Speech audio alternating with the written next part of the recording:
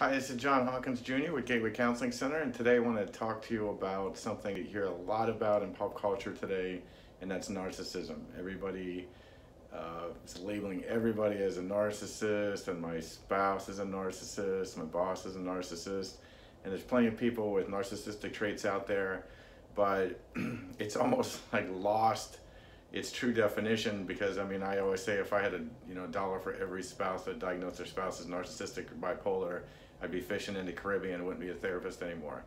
So true definition of what narcissism really is in classic what they call psychoanalytic psychology, from birth through toddlerhood we have these different what they would call narcissistic needs that need to be met. And the first half I would say is like birth to early toddlerhood. I need to know that I'm important, worthy, lovable, purely for my existence. Just because I'm here, I have worth. And so most of us have some deficit to some degree in that first half. So these are normal, healthy needs that we all need as a human being. The second half is that it has to get balanced out with, so is everybody else. So for this, from birth through here, this period in my history will never exist again, and everybody else is just as worthy and valuable as me, and I'm just as worthy and valuable as everybody else. So what happens is when there's deficits in these areas, we have to adapt and turn around and try to meet these needs ourselves. So when you have more severe deficits over here, I'm going to get more and more self-focused. And so everything's about me, like, look what I did you see this, I accomplished this, I achieved that. And it's exhausting being around a person like that because they just drain you, everything's about them.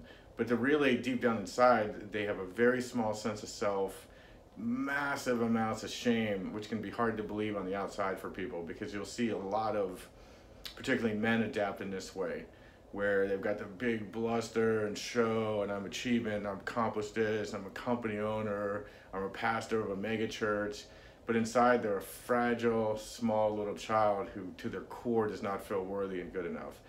This second half is, I think, the really hard trying to help this person and treat, because they got the message that you are better, we are better, whether it's our family, our culture, our particular faith, whatever it is, it's like we are the best. So who would want to leave that? I just stay like a toddler forever where we're superior.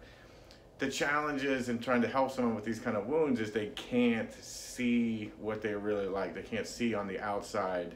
They have they will, if I say this box is yellow and white and they say it's orange and white, they will go to the death, ruin our whole relationship to battle over something so innately stupid, because my sense of self is at threat over whether this box is orange and white or yellow and white.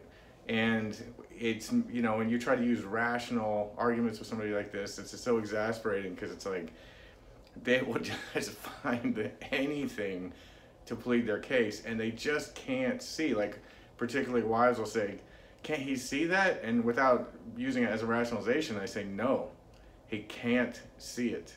So it's on a continuum. All of us are on this continuum. So if you think you're not on this continuum, or you don't have self-centeredness, or you don't have selfishness at times, you are blinded. You probably have a whole lot of it. So I think we have to start with humility and say, we're all on this scale. It depends on degrees of severity. So the farther you are down that scale, like I said, you just get blinded to the impact you're having on other people. When I'm trying to help someone, I have to create a lot of safety so they can start to slowly come out and show me their true self. Because the fear of getting shamed is so immense. If I'm working with a couple, one-on-one, I can create a lot of safety. But man, when somebody comes in with a lot of these wounds and their partner's in the room, they are so highly defended.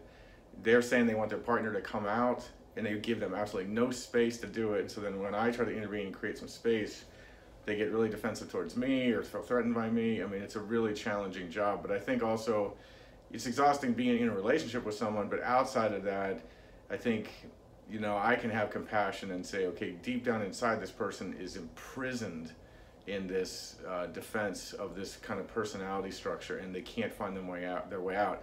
And they often do get in positions of authority, and then no one will confront them. Everybody's intimidated by them. No one will challenge them.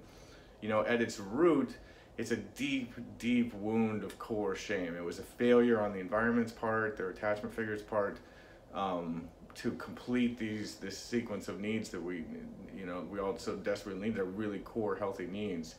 So you can set boundaries with them, but I would also say, to have compassion for people.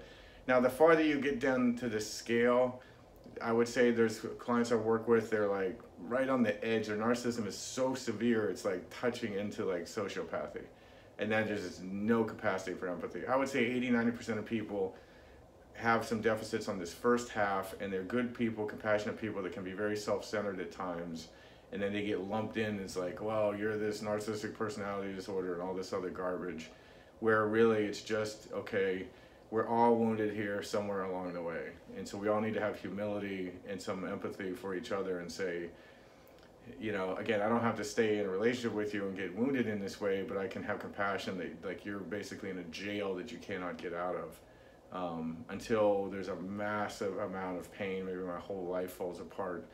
Relationship after relationship fails, and I finally say, okay, I'm so tired of hurting this way.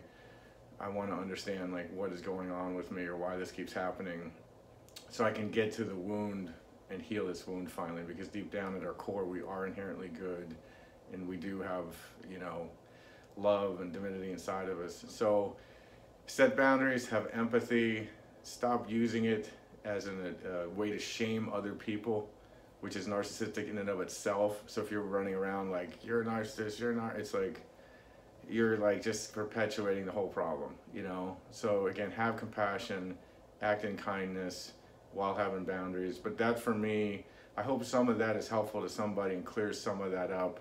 And if you're waiting for somebody, especially, the older you get, obviously the more entrenched your patterns get, it does get harder and take more work to change. And so if you're in a relationship with somebody for 10, 15, 20, 25, 30 years, and you're waiting for the shift to happen, I can tell you assuredly, it is not going to happen unless that person is actively engaged and committed to change for their own sake, and they're working their butt off. They're coming to see somebody like me at least weekly and reading books and taking risks, and there is zero possibility that person is going to make the shift out of that.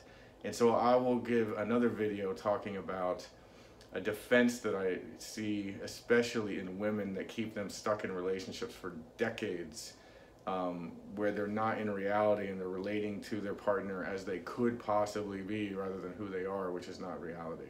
So I hope that gives some real clear definitions on what narcissism truly is and how we all are.